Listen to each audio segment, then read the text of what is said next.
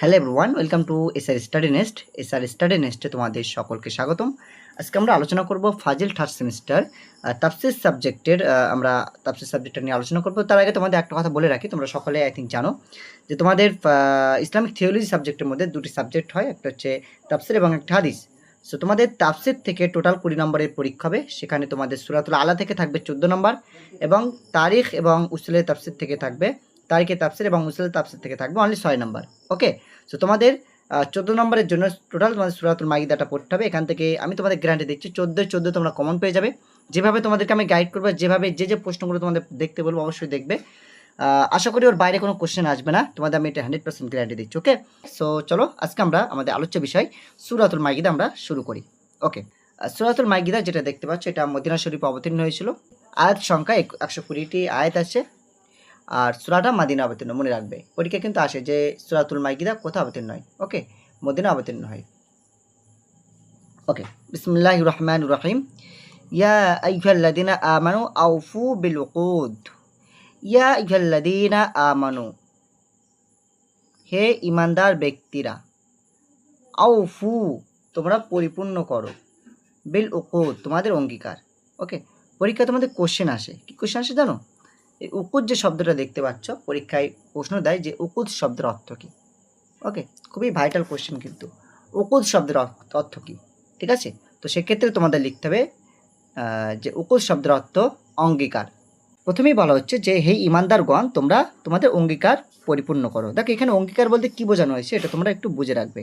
যে অঙ্গীকার বলতে যেটা আমরা মানুষের সাথে বা আমরা যেটা করে থাকি, মানুষের সাথে মানুষের যে অঙ্গীকার চুক্তি যেটা হয়ে থাকে, এই চুক্তি বা অঙ্গীকার বা প্রতিশ্রুতির কথা বলা হচ্ছে যে হে ইমানদারগণ, তোমরা তোমাদের প্রতিশ্রুতিগুলো তোমরা পরিপূর্ণ করে দাও, প্রতিশ্রুতিগুলো পরিপূর্ণ করো। উহিল্লাত লাকুম বাহিমাতুল আনআমি ইল্লা মা ইউতলা আলাইকুম গায়রা মুহিল্লিস সাইদি ওয়া আনতুম হুরুম। ওকে, খুবই ভাইটাল একটা লাইন। বলছে উহিল্লাত, ওয়াহিল্লাত শব্দের অর্থ বৈধ করা। ঠিক আছে, ওয়াহিল্লাত লাকুম তোমাদের জন্য বৈধ করা হয়েছে, জায়েজ করা হয়েছে। বাহিমাতুল আনআম, পরীক্ষায় প্রশ্ন আসে। ঠিক আছে, এই শব্দটা তুলে দেয়, দিয়ে প্রশ্ন আসবে যে বাহিমাতুল আনআম বলতে কি বোঝো। ওকে, বাহিমাতুল আনআম শব্দটা কিন্তু খুবই ইম্পর্টেন্ট তোমাদের এক্সামের জন্য। ওকে, তাহলে এখানে প্রশ্ন আসবে কি যে বাহিমাতুল আনআম শব্দের অর্থ কী। বাহিমাতুল আনাম বলতে চতুষ্পদ জন্তুকে বলা হয়, যেমন আমরা উট, হ্যাঁ, গরু, ছাগল, মহিষ যেগুলো বলে থাকি, চতুষ্পদ প্রাণী বা চতুষ্পদ জন্তু, এটাকে কিন্তু আমরা বাহিমাতুল আনাম বলি। পরীক্ষায় কিন্তু প্রশ্নটা আসতে পারে, খুবই ভাইটাল কোশ্চেন। ওকে, চলো, বলছে তোমাদের জন্য হালাল করা হয়েছে। কি হালাল করা হয়েছে? চতুষ্পদ প্রাণী, চতুষ্পদ জন্তু আমাদের জন্য হালাল করা হয়েছে। যে ইল্লা তবে, হ্যাঁ, মা ইউতুলা আলাইকুম যেটা তোমাদের কাছে তেলাওয়াত করে শোনানো হবে সেই সমস্ত প্রাণী ব্যতীত।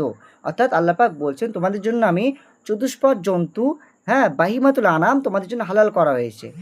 বাহিমাতুল আনাম বলতে কোন প্রাণীগুলোকে বোঝায় আমি বলে দিয়েছি, যে উট, গরু, ছাগল, মহিষ, অর্থাৎ চতুষ্পদ অ্যানিম্যাল যেগুলো রয়েছে সেগুলোকে বাহিমাতুল আনাম বলা হচ্ছে। ওকে, তো এগুলো আল্লাহ পাক রব্বুল আলামিন আমাদের জন্য হালাল করেছেন। তবে ইল্লা মা ইউতুলা আলাইকুম, তবে তোমাদেরকে আমি কিছু তেলাওয়াত করে শোনাবো, হ্যাঁ, সেইগুলো ব্যতীত সমস্ত চতুষ্পদ প্রাণী তোমাদের জন্য হালাল। ওকে, কোনগুলো আল্লাহ পাক আমাদেরকে জানাবেন সেটা আমরা পরের আয়াতগুলোতে হয়তো দেখতে পাবো। ঠিক আছে, আচ্ছা, এর মধ্যে আল্লাহ পাক আরও একটা কথা বলেছেন, গয়রা মুহিল্লিস সাইদি ওয়া আনতুম হুরুম, যখন তোমরা এরাম অবস্থায় থাকবে। ওয়া আনতুম হুরুম, তোমরা যখন এরাম অবস্থায় থাকো, হ্যাঁ, তখন তোমাদের কাছে গয়রা মুহিল্লিস সাইদ, শিকার করাটা কিন্তু হালাল নেই, তোমরা কিন্তু শিকার করতে পারবে না। অর্থাৎ এরম অবস্থায় কিন্তু তোমরা শিকার করতে পারবে না, শিকার করা তোমাদের জন্য হালাল হবে না। ওকে, ইন্নাল্লাহা, নিশ্চয় আল্লাহ তাআলা, ইন্ন হচ্ছে উরফে মুসাব্বাবিল ফেল, এই জন্য পরে এসএমকে জবর দিয়েছে। ওকে, এগুলো তোমরা কায়দা আই থিঙ্ক জানো। আর তোমাদের আমি অ্যারাবিক গ্রামারের ক্লাস যেগুলো করাবো বা অ্যারাবিক সাবজেক্টের, ওখানে তোমাদের গ্রামারের যে সিলেবাসটা রয়েছে আমি সমস্ত বিষয় পুঙ্খানুপুঙ্খভাবে ধরে ধরে বুঝিয়ে দেবো। ওকে, চলো। ওকে, বলা হচ্ছে এখানে ইন্নাল্লাহা, নিশ্চয় আল্লাহ তাআলা, ইয়াহকুমু তিনি হুকুম প্রদান করেন, মা ইউরিদ যেটা তিনি চান, অর্থাৎ আল্লাহ পাক যেটা চান সেটা তিনি হুকুম দেন। ওকে, সেটা তিনি আদেশ করেন। তাহলে এই যে প্রথম আয়াতটা, এখানে আমরা কি দেখলাম যে না, দুটো ইম্পর্টেন্ট কোশ্চেন দেখতে পেলাম। প্রথমে একটা হচ্ছে উকুল শব্দের অর্থ কী, খুবই ভাইটাল কোশ্চেন। আর একটা কোশ্চেন দেখলাম বাহিমাতুল আনাম বলতে কী বোঝো। ওকে, আচ্ছা, এবং পুরো আয়াতটার অনুবাদ আমরা দেখে নিলাম। ওকে, আচ্ছা, এখানে আরও একটা আমরা মাসলা জানলাম যে যখন আমরা এহরাম অবস্থায় থাকবো সেক্ষেত্রে কিন্তু আমরা শিকার করতে পারবো না।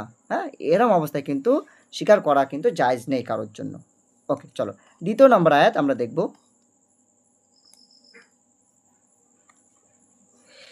ইয়া আইয়ুহাল্লাযীনা আমানু লা তুহিল্লু শাআইরাল্লাহি ওয়ালা শাহরাল হারামা ওয়ালাল হাদিয়া ওয়ালাল কলাইদা ওয়ালা আমিনাল বাইতাল হারামা ইয়াবতাগুনা ফাদলাম মিন রাব্বিহিম ওয়ারিদওয়ানা ওয়াইযা হালালতুম। আচ্ছা, এই পর্যন্ত আগে আমরা দেখে নেই। চলো, ইয়া আইয়ুহাল্লাযীনা আমানু, হে ঈমানদারগণ। এগুলো কিন্তু ঈমানদারকে উদ্দেশ্য করে বলা হচ্ছে, যারা আল্লাহর প্রতি ঈমান এনেছে, যারা রাসূলের প্রতি ঈমান এনেছে।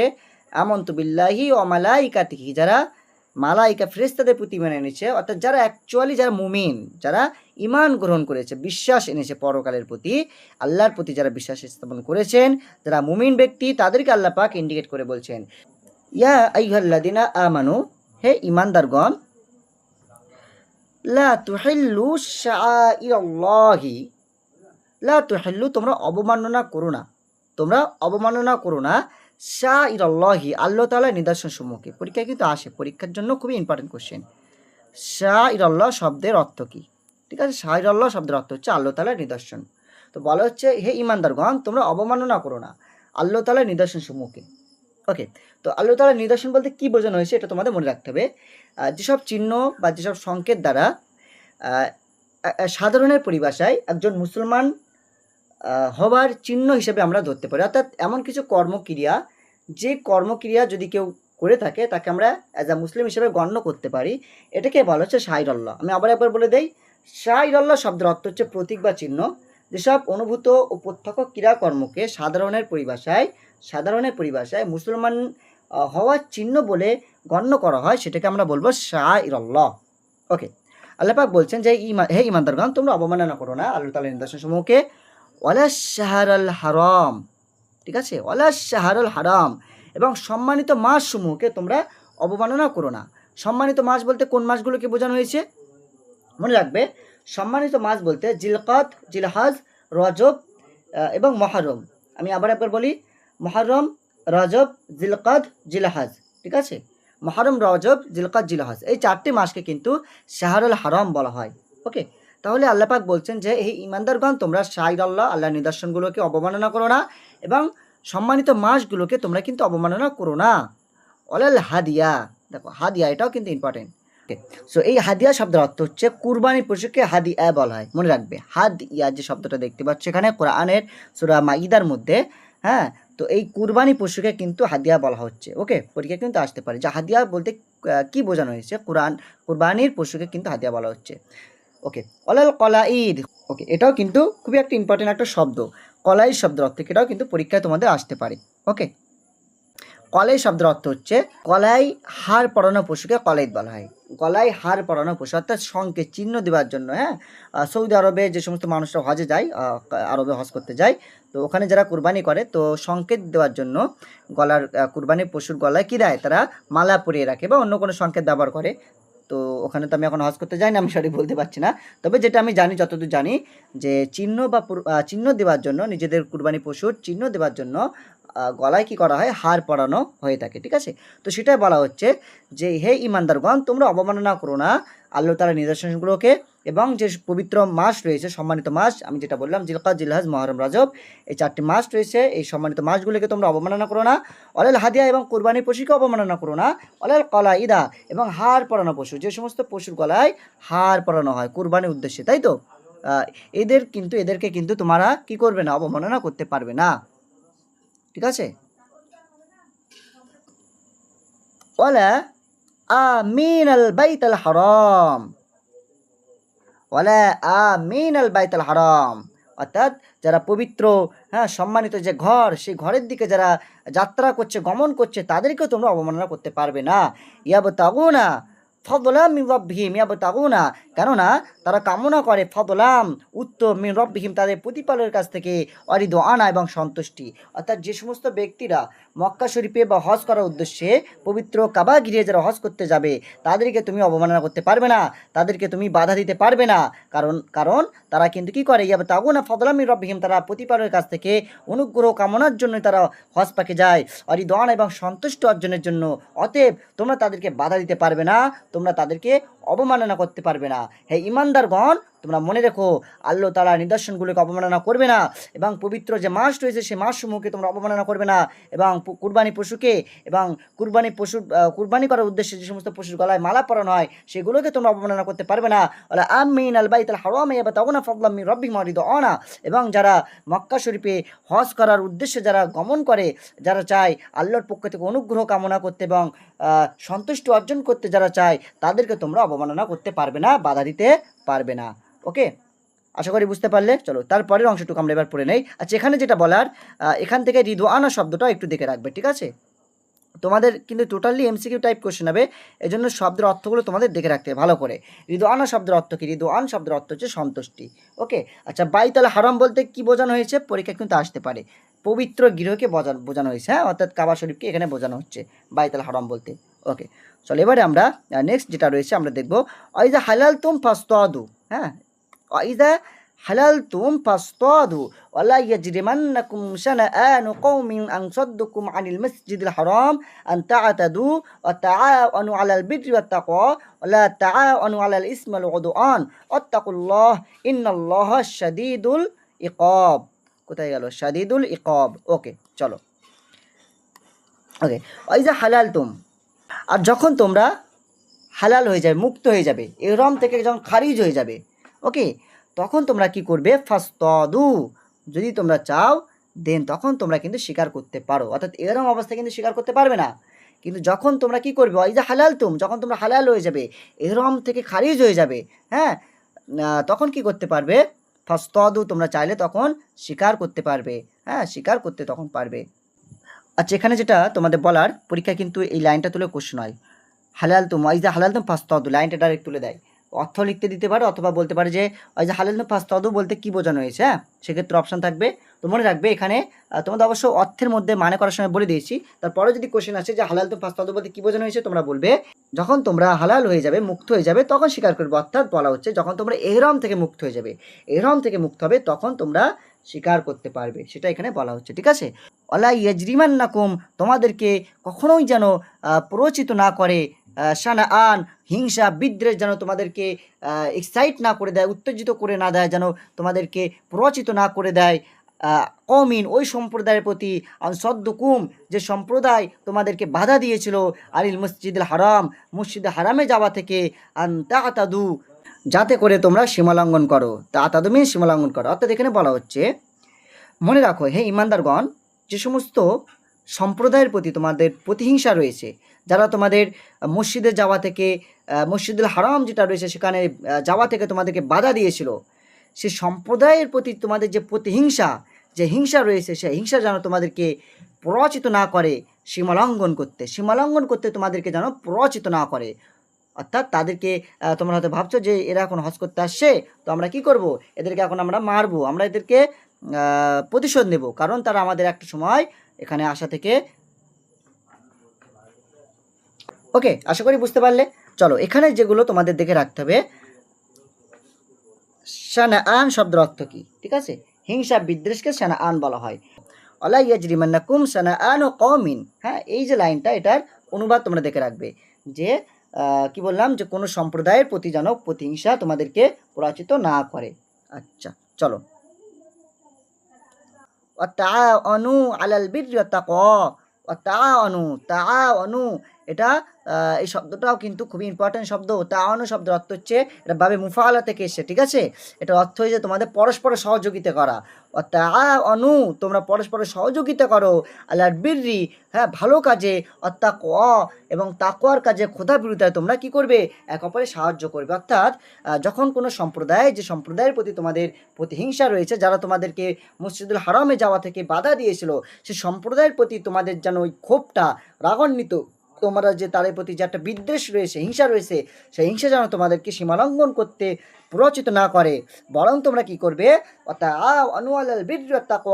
একে অপরকে তোমরা সহযোগিতা করবে, ভালো কাজে সহযোগিতা করবে এবং খোদা বিরুদ্ধে তোমরা একে অপরকে হেল্প করবে, সহযোগিতা করবে। অনু এবং সহযোগিতা করবে না আলাল ইসমি পাপাচারিতায়, আল উদওয়ান এবং সীমা লঙ্ঘনে তোমরা কিন্তু একে অপরকে সহযোগিতা করবে না। যদি করে থাকো কি হবে, অত্তাকুল্লাহ, আল্লাহকে ভয় করো, ইন্নাল্লাহা, নিশ্চয় আল্লাহ তাআলা, শাদীদুল ইকাব, ঠিক আছে, শাদীদ খুবই কঠোর, ইকাব শাস্তি প্রদানের ক্ষেত্রে কিন্তু তিনি খুবই কঠোর।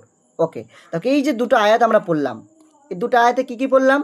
আল্লাহ পাক বলছেন, হে ইমানদারগণ, তোমরা তোমাদের অঙ্গীকারগুলোকে, প্রতিশ্রুতি যেগুলো আছে মানুষের সাথে, মানুষের যে প্রতিশ্রুতি রয়েছে, হ্যাঁ, তোমাদের জিন্দগি কাটানোর জন্য তোমরা যে একে অপরকে যে প্রতিশ্রুতি দিয়ে থাকো, ওই প্রতিশ্রুতিগুলোকে তোমরা পরিপূর্ণ করে দাও। আর কি করা হয়েছে, তোমাদের জন্য যে চতুষ্পাদ প্রাণী হালাল করা হয়েছে সেগুলো তোমরা ভক্ষণ করবে, এবং যেগুলো আমি তোমাদেরকে পড়ে শোনাবো, যেগুলো আমি আল্লাহ পাক রব্বুল আলামিন তোমাদেরকে জানাবো, সেইগুলো ব্যতীত সেগুলো তোমরা গ্রহণ করবে না। ওকে, এখানে আর একটা বিষয় বললেন যে তোমরা যখন এরকম অবস্থায় থাকবে তখন কখনোই তোমরা স্বীকার করবে না। হ্যাঁ, আর তোমরা অবশ্যই মনে রাখবে আল্লাহ পাক যে হুকুমটা দেন, তিনি যেটা চান সেটা তোমাদেরকে হুকুমটা দিয়ে থাকেন। অতএব আল্লাহ পাক যে হুকুমগুলো তোমাদের দিচ্ছে সেগুলো তোমাদের মান্যতা করতে হবে বা মানতে হবে।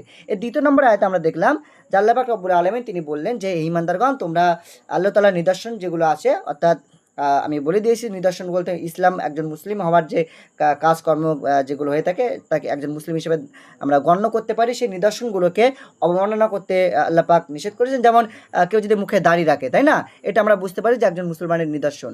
হ্যাঁ, তারপরে এটাকে আমরা কাউকে ছোট করতে পারবো না যে মুখে দাড়ি রেখেছে, কীরকম একটা ক্যাপসার মতন দেখাচ্ছে।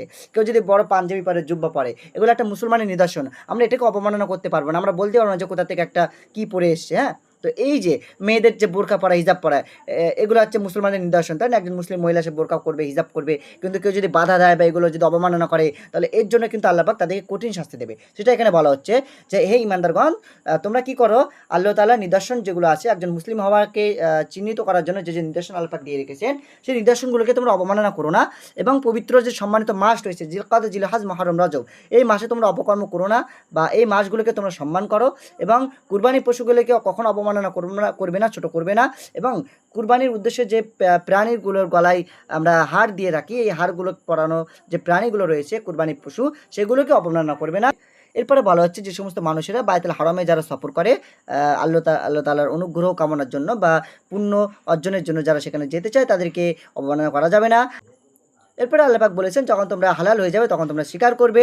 আর একটা বিষয় জানিয়ে দিলেন যে কোনো সম্প্রদায়ের প্রতি, যে সম্প্রদায় তোমাদের মসজিদুল হারামে যেতে তোমাদেরকে বাধা দিয়েছিল, সেই বাধা দেওয়ার কারণে তাদের প্রতি তোমাদের হিংসা, ক্ষোভ, এটা যেন তোমাদেরকে সীমালঙ্ঘন করতে যেন প্ররোচিত না করে, এই বিষয়টা তোমাদের মাথায় রাখতে হবে। আর কি করতে হবে, যে না, তোমরা একে অপরে ভালো কাজে, উত্তম কাজে এবং ক্ষুধাবিরতার কাজে তোমরা সহযোগিতা করবে, এবং তোমরা পাপাচারিতার ক্ষেত্রে, সীমা লঙ্ঘনের ক্ষেত্রে একে অপরকে সহযোগিতা করবে না। যদি সেটা করে থাকো তাহলে মনে রাখো আল্লাহ পাক কিন্তু তিনি খুবই কঠোর শাস্তি প্রদানের ক্ষেত্রে। এইটুকু আমরা পড়লাম, একটা নম্বর আয়াত আমরা শেষ করলাম, দুটো আয়াত আমরা শেষ করলাম। এবারে আমরা 3 নম্বর আয়াতটা পড়বো, যে আয়াতের মধ্যে আল্লাহ পাক আমাদেরকে জানিয়ে দেবেন যে কোন কোন প্রাণী আমাদের খাওয়া যাবে না। ঠিক আছে, যেহেতু আল্লাহ পাক আমাদের জানিয়ে দিলেন যে কোন কোন প্রাণী জায়েজ রয়েছে, বৈধ রয়েছে, হ্যাঁ, বাহিমাতুল আনাম, চতুষ্পাদ প্রাণী, কিন্তু চতুষ্পাদ প্রাণীর মধ্যে কোন কোন প্রাণী হালাল নেই বা জায়েজ নেই, সেগুলো আমাদেরকে এবার জানাবেন। চলো 3 নম্বর আয়াতটা আমরা দেখে নেই। حرمت عليكم الميتة والدم ولحم الخنزير وما أهل لغير الله به المنخنقة الموقذة والمتردية والنطيحة وما أكل السبع إلا ما ذكيتم وما ذبح على النصب وأن تستقسموا بالأزلام ذلكم فسق اليوم يئس الذين كفروا من دينكم فلا تخشوهم واخشوني اليوم أكملت لكم دينكم وأتممت عليكم نعمتي ورضيت لكم الإسلام دينا فمن اضطر في مخمصة غير متجانف الإثم فإن الله غفور رحيم। অনেকটা বড় আয়াত। আচ্ছা ঠিক আছে, আজকে আমরা এই দুটো আয়াতই আমরা থাক, ঠিক আছে, আমরা নেক্সট ক্লাসে 3 নম্বর আয়াত থেকে আমরা করবো, নাহলে ভিডিওটা অনেকটা লং হয়ে যাচ্ছে। অ্যাকচুয়ালি তোমাদেরকে আমি একটু এক্সপ্লেন করে পড়াচ্ছি বলে হয়তো টাইমটা একটু বেশি লেগে যাচ্ছে, ঠিক আছে, তবে অসুবিধা নেই, ইনশাল্লাহ এভাবেই আমরা পড়বো, কারণ আমাদেরকে জানতে হবে শুধুমাত্র, হ্যাঁ, নাম্বার পাওয়ার জন্য আমাদের শিখলে হবে না। দেখো, শেখার কিন্তু 4টে তালিকা থাকে, পদ্ধতি থাকে। একটা হচ্ছে লার্নিং টু নো, জানার জন্য আমাদের শিখতে হবে। প্রথম স্টেপই হচ্ছে জানার জন্য আমাদের শিখতে হবে। দ্বিতীয় নম্বর স্টেপ লার্নিং টু ডু, কিছু করার জন্য আমাদের শিখতে হবে। আমরা যেমন জব করতে চাই বা কেউ চাকরি করতে চাই, তো প্রথম অপশন কিন্তু লার্নিং টু নো, জানার জন্য শেখা। দ্বিতীয় নম্বর অপশন হচ্ছে লার্নিং টু ডু, কিছু করার জন্য আমাদের শিখতে হবে। তৃতীয় নম্বর হচ্ছে লার্নিং টু লিভ টুগেদার, একে অপরের আমাদের সময় কাটানোর জন্য, একে অপরে থাকার জন্য আমাদের শিখতে হবে।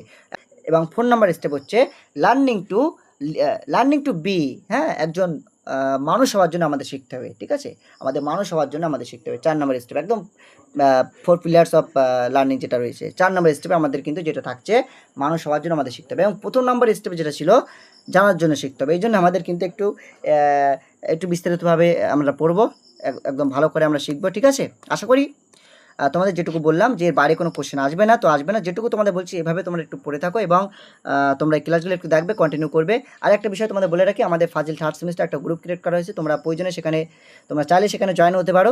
ঠিক আছে, ওখানে আমরা গুরুত্বপূর্ণ ইনফরমেশনগুলো দিয়ে থাকি। অতএব তোমরা, আমি ডিসক্রিপশন বক্সে আমি লিঙ্ক দিয়ে রাখবো, তোমরা পারলে ওখানে জয়েন করে নেবে। ওকে, এবং ভিডিওটি কেমন লাগলো অবশ্যই তোমার কমেন্ট বক্সে জানাবে। Thank you for watching this video. দেখা হবে নেক্সট ভিডিওতে।